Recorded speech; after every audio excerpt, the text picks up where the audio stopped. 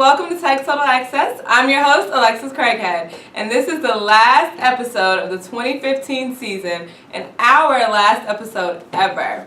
I'm your other host, Rachel Franks. I just wanted to go ahead and say a quick thank you to BTTV. This is my fourth year a part of it. I've really enjoyed my time here. And so since Alexis and I are the only seniors on the sports staff, we decided to take over and do this episode just by ourselves. So it's a little A&R instead of R&R. A&R. Okay, so first and foremost, we have the spring game, which Maria Dobbs was at this weekend. So we're going to start off with just a recap of what happened with that. The spring game scoring got started with an 88-yard punt return from Greg Stroman, less than 2 minutes into the first quarter. On the ensuing possession, Brandon Motley led the offense down the field to set up a 48-yard field goal by Michael Santamaria. In the last 30 seconds of the first quarter, Trayvon McMillan ran the ball in from 4 yards out to bring the score to 7-10, Team Medal of Honor. In the second quarter, Team Medal of Honor added 2 more touchdowns, one off an 18-yard pass from Michael Brewer to Isaiah Ford, and another off of a 3-yard touchdown run by Trey Edmonds. Donovan Riley recovered a fumble and took it 36 yards for the only touchdown in the third quarter. Then, J.C. Coleman got into the end zone in the fourth quarter off a 2-yard rush to bring the final score to 24-21, Team Medal of Honor. The quarterbacks had pretty equal stats. Brewer went 4 for 8 for 60 yards and 1 touchdown.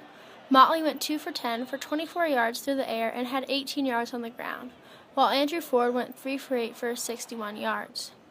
The running backs were led by J.C. Coleman, who had 25 yards on 5 carries and 1 touchdown, and Trey Edmonds, who had 21 yards on 3 carries and a touchdown. The defense was led by C.J. Rivas, who had 9 tackles. Maria got to talk with players and coaches after the game. Spring practice, I think our coaches, players have really gotten the most out of it we could have. Like where we are. I like our football team. I've said many times, I think we've got a lot of good character guys on this team. A lot of good football players, but a lot of good character guys, and I like where we are right now. And we gotta keep going in a positive direction.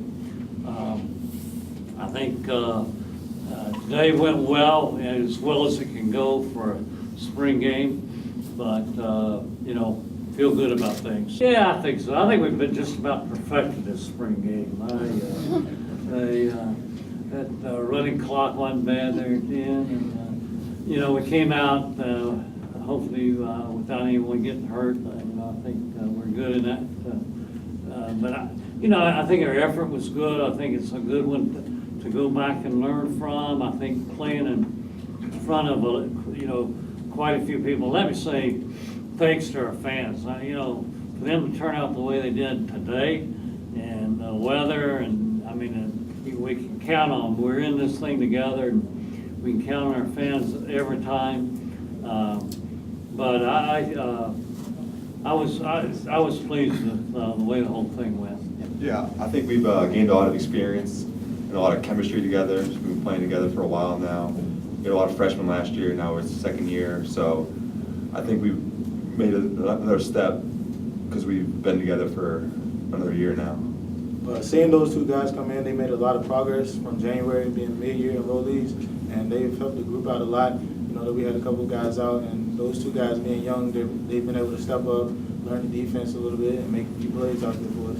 Oh yeah, ever since last season, since the end of last season, we've been emphasizing red zone offense, and especially running the ball in the red zone. So coming into the spring, we knew there was going to be a top task at hand, and we just took it upon ourselves, and we just went out and practiced each day, and we competed, and results showed to that. Right. Yeah. It all starts up front. We go where the offensive line goes, and the better that they've done this spring, the better we've done as an offense. And it starts with them, and the progress that they've made is improved this entire unit. Not saying anything against last year's team, but I feel like we're very explosive. At any time we can score, and that's huge.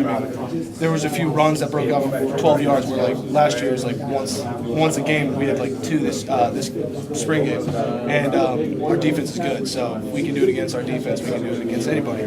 So that's something that's encouraging. So you know, that being said, I feel like we're a good team and we're a good offense, and we can definitely build on that. Ball and not defense, that's a tough defense to run for. Very tough. So, we have a really good thing going.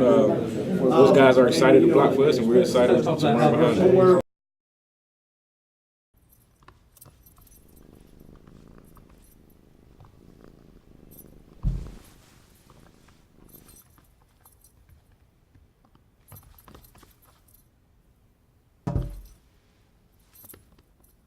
There's a shelter pet who wants to meet you. Meet one today. Visit theshelterpetproject.org. Adopt. Maria. So, personally, I was pretty impressed with spring game overall. Now, the weather was awful. Like, way to go out with a bang, right? It literally rained the entire game. But in terms of what I saw in the field, offensively, we looked pretty good. Brewer and Motley were out there. For the most part, I think their completions were pretty well. Trey and JC seemed to get most of the carries for the running backs. Trey looked good. He's finally back. Got him a touchdown out there. Yeah. Woohoo. Got the TD. Well, I would say, okay, I was very disappointed with the weather. Well, yeah. And there was a lot of fans who I think skipped it because the stadium was not very full At all. I mean, we weren't going to be Ohio State, but still. But it was disappointing weather-wise. I was happy, though, because I thought that they might cancel it just because they canceled it our freshman year. I was going to cry if that happened again. Couldn't miss our last game. But one thing I was a little disappointed is, in the past years, I've seen them sort of split up, like the number 1 and the number 2, and sort of split them up, whereas like at least have Brandon Motley and Michael Brewer on 2 different teams and sort of have them against each other, which we didn't see. They were both on the Maroon team. Right. That, I think the teams was the most confusing part to me, because it was like Maroon was offense, Orange was defense, but then it was like Team Pylon and Team Medal of Honor was like 1 offense, 2 defense. That literally made no sense to me. I didn't understand that concept at all. Yeah, I didn't like it. It was cool to see like the first strings against the first strings, which you don't see in the spring game. But I like it better when they split the team in half and truly have like a real competition. Like a game going on, you know? Yeah, this was really just like watching another scrimmage pretty much. So that was kind of a bummer. But we already saw 3 of those earlier this spring. And those were nice weather, of course. But yeah, so what else? I was impressed by Donovan Riley's interception, which he picked 6, got a touchdown off of that. Ohio State replay, you know? Yeah. He's getting ready for the next time Ohio State comes around. Let's hope so. Oh my God, they're coming for blood. That is certainly going to be an interesting opening game in Lane. Yeah. Are you going to make it back for that one? I would love to. Unfortunately, I don't have any idea what I'm doing with my life yet. So Story of my life as well. So we'll see. Maybe we'll reconnect. Yeah.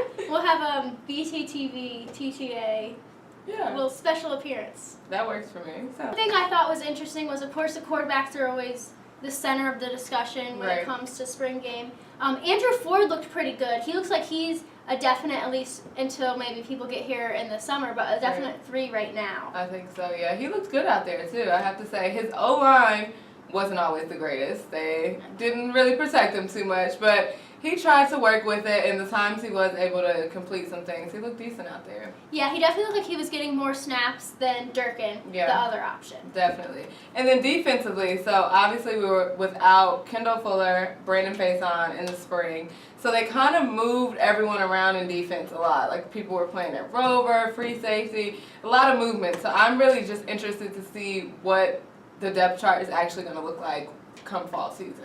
I think it's going to help our depth chart just because people will have more experience, but right now we're sort of unsure as who's going to be starting and where they're going to be starting at. Right. So I think that'll definitely be something to look forward to during summer practices. Yeah, definitely. And then with new kids coming, I mean, we could have, even though they were offense, but we could have more Isaiah Fords and Cam Phillips coming in that start as freshmen, start and play as freshmen, but it could be on the defensive side. So who knows what's to come, honestly. The worst part is we won't be here to witness it. Like, oh my gosh. But we're gonna watch from afar. Oh, absolutely. Every week.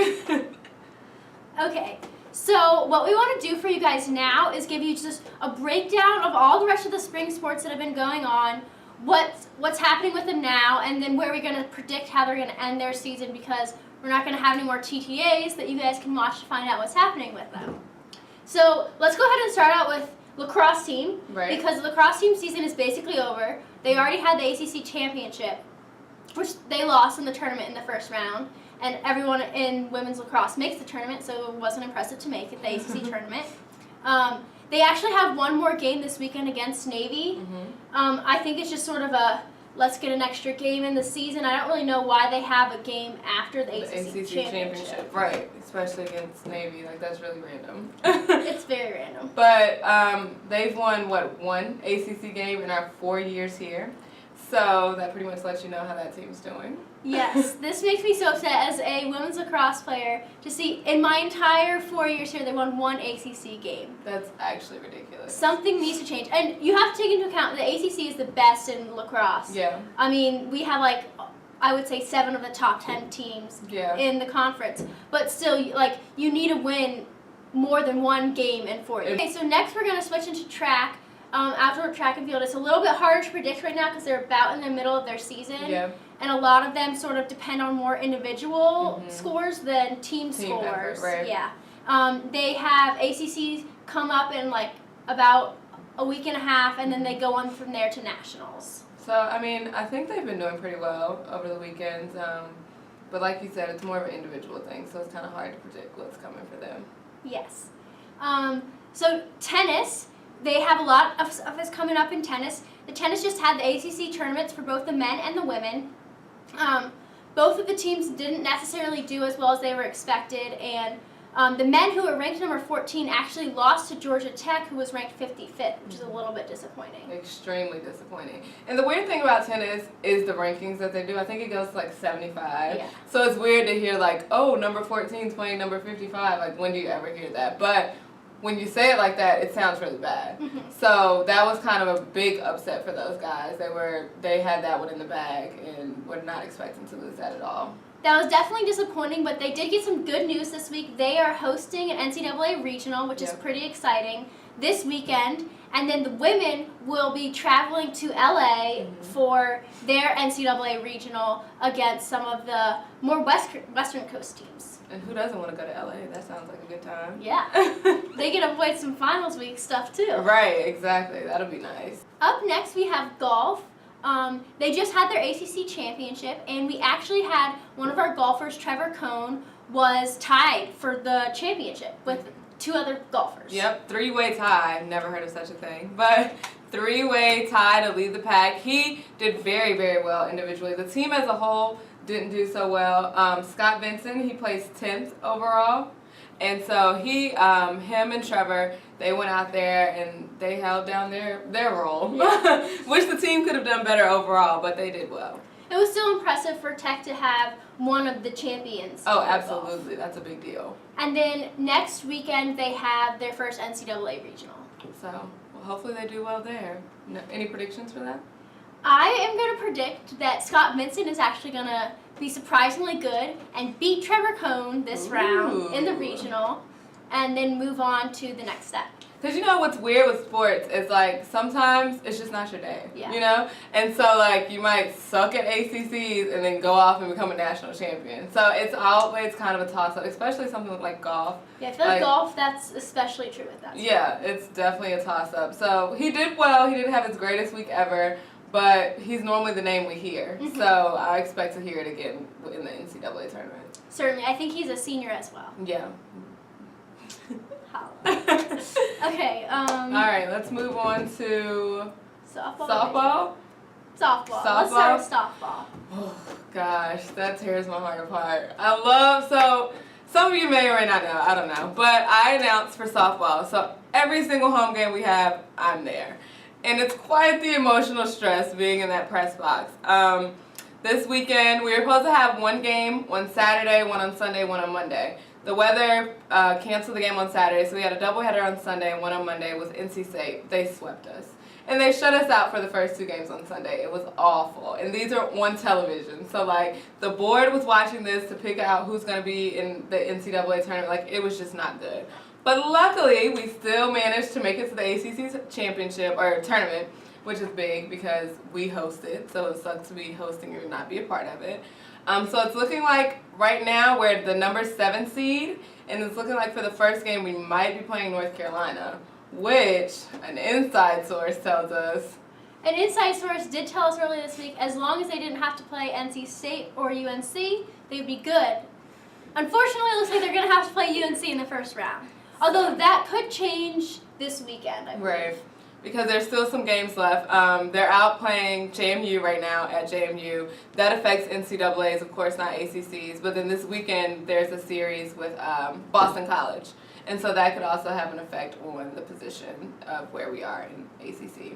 And to mention the game that's actually happening right now, it is a doubleheader against number 15 JMU. Yeah. So it's sort of a big game. Unfortunately, one of Tech's seniors, shortstop Lauren Gaskill, is out with strep throat. So they're sort of down, missing some guys. We'll see if they can come back and actually win this game. Let's hope so. Let's hope so. Because it looks like, from watching the games, it looks like our problem this season is pitching. And I know going into the season, they were really counting on freshman pitcher Chelsea, but she got injured. And so we've been relying on Kelly, Maggie, and then Michaela, who's also a freshman. And it's kind of just been like a rotation that's not really getting any better. Like, everyone gets worn out, and it just goes downhill. But Sunday, or was it Monday when you were at the game? Yes. Monday was awful. First inning, we gave up 5 runs in the first inning. So that was a little rough to watch, but. And that game ended in 5 innings with Tech losing. And that's, 5 innings mercy rule is bad, but it's especially bad when it's against a fellow ACC team. And at home, and on TV for everyone to see. So Exactly.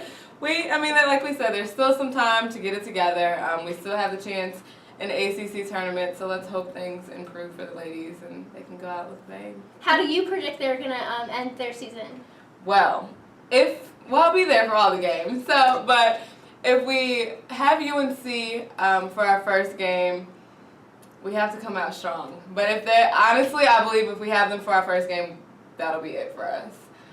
If we're able to play someone else, not UNC, not Chapel, or not NC State, for game 1, I believe we can make it one more round. Honestly, we could have beat Florida State early in the season when we played them. So if it ever came to the point where we were playing Florida State, who's the #1 seed, so more than likely they're going to the top. If we could challenge them again, all we have to do is finish, because we were strong against them the entire game. We just could not finish. So, yeah, I don't know. The Hokie, Do you curse. see an NCAA tournament berth? Absolutely. Yes. Right now, we're like 35 or 37 something, and like the top 62, 65 schools go. And so we're in a good spot. I definitely think we're going to make it, but anything can happen, so who knows? Who knows? Our last sport up is baseball. Baseball also had sort of a disappointing weekend. They went to Durham to face Duke and only came away with 1 win, which they really could have used the 2 wins. And Duke is ranked at the bottom of the ACC, so they really did need to beat those bottom teams. Definitely. Right now, there's 10 teams that get into the NCAA, or they get into the ACC tournament. They're sitting around 9, and they will most likely make it. But there's always a chance that if Duke keeps winning, they could get their percentage up. And we have Boston College this weekend at home, so they need to win all those games. Boston College is at the bottom of the ACC, so they should be someone we can beat. Yeah. So they need to win those games so they can definitely ensure their spot in the ACC tournament. Definitely. And, and thinking about baseball and softball, they both started their seasons very strong. Like, everyone had such high hopes for them, and then as things progressed and we got into ACC play, it just wasn't looking so good anymore. And so I know in terms of baseball, our key names have been Alex Perez and Sean Kaselica. But like we always say, you can't just depend on those two. Yes. So the team has to come out strong to hold on to that ACC spot and really make it to the tournament. Shout out to more seniors. The baseball seniors have been so strong with Brandon Hayden, Alex Perez, and Sean Kaselica. Yeah. They have been their team. Yep. They need the rest of the team to step up. They need the rest of the pitchers to step up. And they really just need to stay concentrated, because they seem like they can't always win against teams that they should beat, and then they beat teams that they shouldn't beat, which is what happened more at the beginning of the season, Right. where they were beating ACC teams like UVA, ranked #1, but losing every single one of their midweek games. Yep. They actually did win last night against Appalachian State. They beat them at home for their midweek game. Well, that's good. I mean, it doesn't count for the ACC, but it's definitely a good thing. Yeah, it's definitely a good thing. Any win is a good win. Absolutely. So they definitely just need to go into this weekend and get some 3 solid wins, I think. 3 just to ensure that they're in the ACC tournament. ACC tournament, yeah, I think against so. Boston College. I'm going to go ahead and say I think they're going to make it into the ACC tournament. Okay. I think they're going to win their first round. Okay. I'm not sure yet who they're going to play because there's still more games left for baseball. Right. But then I think they're going to lose in the second round, and then I think they're going to slightly miss out on an NCAA berth. Really? That's quite the prediction there. I think, again, since we don't know who they're playing, I think they could get through the first round. Like you say, second round, not so much. Depends on how they come out to play for that day. Where ACC is being hosted for them? Do you know? I believe it's in Durham, actually. Okay, so that's another thing. How well have they played there? It's in North Carolina. I'm not exactly sure which school. Well, yeah, either way, North Carolina hasn't been the greatest to them when they've gone down there. So they might make it one round. Again, we'll see. Depends on who they play. But we try to stay positive. Hope for the best for everybody, you know? That is our spring. As we mentioned, this is our last episode, so we wanted to have some fun. We decided to have a pizza eating contest with some of the football players. Now that their spring is over, they can finally eat a little bit again. Indulge in everything. It was, we call it a contest. Wasn't much of a contest, but you know, you guys can be the judge of that. We put up a good fight. I think so. We finished the pizza. I have to say it was not the most pleasant activity I've ever. Don't ever ask me to eat in a contest. I thought an eating contest would be fun. Like I watch a wing eating contest, I'm like, ooh, I want those wings. No, I don't want pizza for like another 3 weeks.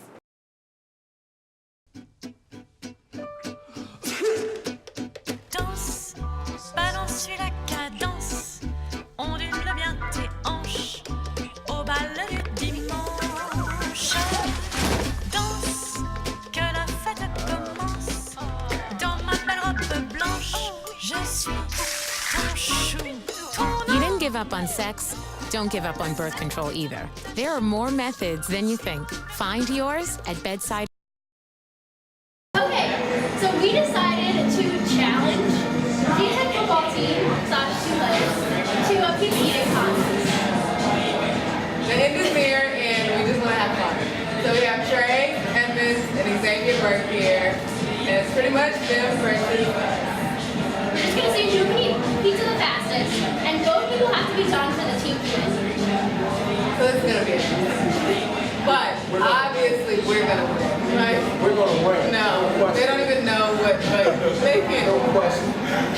So, are y'all ready? We are ready.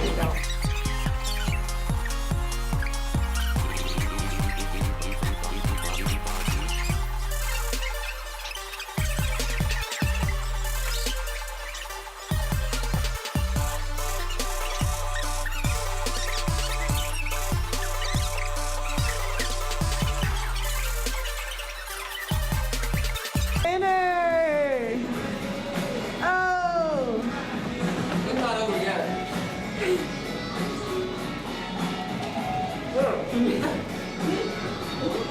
I feel so gross right now.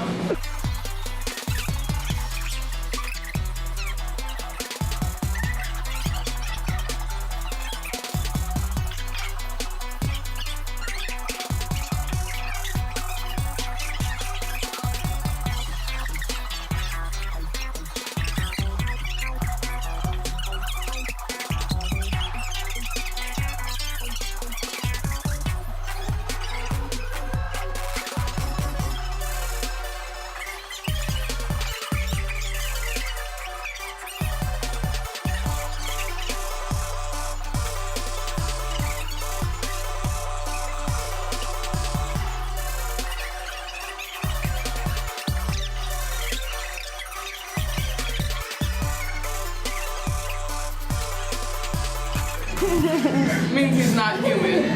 I'm convinced he's someone else. And Xavier, who unfortunately won the pizza eating contest. Yeah. We just won't talk about it. Yeah. We also talked with some of the players about the NBA Finals after we ate pizza. I got the Warriors playing against the Cavs. Yeah, but who's gonna win? Warriors. Yeah. I got one name. Steph Curry? 2 words. Might go to game 7. Splash Brothers? King James. Ooh. Team James just cannot be stopped. That's just because he's a LeBron James fan. I personally think Golden State should take it off. I'm rooting for them because Steph Curry's from North Carolina. It's the best state in the country, so. I'm going to go out there and say, no, the Bulls are going to surprise everyone. Coming in on Joakim Noah with D-Rose back. D-Rose is going to get hurt again. And It's all good. take the crown. I'm gonna tell you, LeBron's gonna win it all again, and it's gonna be amazing because he's been to NBA Finals 5 years in a row. A lot of questions are going to be asked, but everyone should know the answer right now. You know? So he's the answer. Anyone Exactly what I'm saying. who watched Sports Zone last year knows that Trey thinks LeBron is the greatest of all time. Yeah. You know? LeBron James, Team LeBron James. You know, it was Team Heat last year, Team Cavaliers. Well, hey, what can I say? Yeah, wherever we go. All right, how about MVP? Who's going to be MVP? It'll be kind of close. Steph Curry and LeBron, I guess, are the top two right now. You can't forget Westbrook. James Harden. James Harden? Yeah. Whoa, a lot of politics goes into this MVP candidate. LeBron James should get it. And he's not going to get it.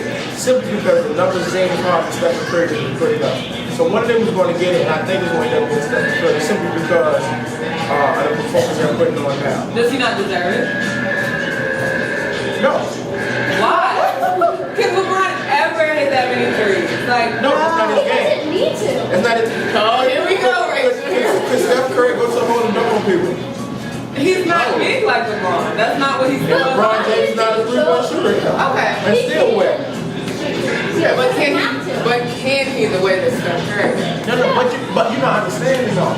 They're two different players, they're two different styles. Okay, so they have two different styles, but so why is Steph's style not worthy of being MVP? And why is LeBron? No, it's definitely worthy, but it's just not the top candidate for being MVP. Why not? Because he's not LeBron? Yeah, he don't do what LeBron do. What is LeBron? I'm put it like this. Golden State can still win games without Stephen Curry, but the Cavaliers couldn't without LeBron. And I'm gonna leave it at that. Yeah, you think that's 100% sure? Do you beg the difference? You really think the Golden State would win every single game that they won without That's Steph? mixing up my words. I didn't say every single game. I said games. Okay, so they can win games without Steph. And Yeah. the Cavs can win any big game without LeBron. They can beat the Celtics, yes. But like she said, the Bulls and Toronto and Atlanta, no, they can't. There's other shooters on the. They have other. Yeah, they do have other shooters. They can replace them. You don't have. So we basically say LeBron deserves to be MVP because without him, the team can't do it. That's exactly what I'm saying. Exactly what I'm saying. Not one valuable scorer, but player all around. LeBron makes his other players better, his teammates better. I like that. No, why would you do that? Be on my side. Like, no, honestly, it's not his fault. We didn't want him. That's Steph's fault. No, that's Steph didn't even act. I mean, offer him. Yeah. No. Steph offered Curry. Well, yeah. I'm so mad.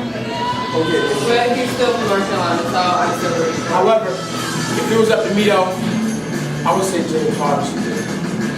Just being honest. Even though in my heart I want LeBron to get it, I don't think that's going to happen, so I'm thinking it's going to be James Harden. But in your heart, if you had a vote, where would it go? You know, James. No one gets to add much about it. Well, guys, thank you for tuning in all season long to Tech Total Access. We hope you've enjoyed the show, and as always, go Hokies!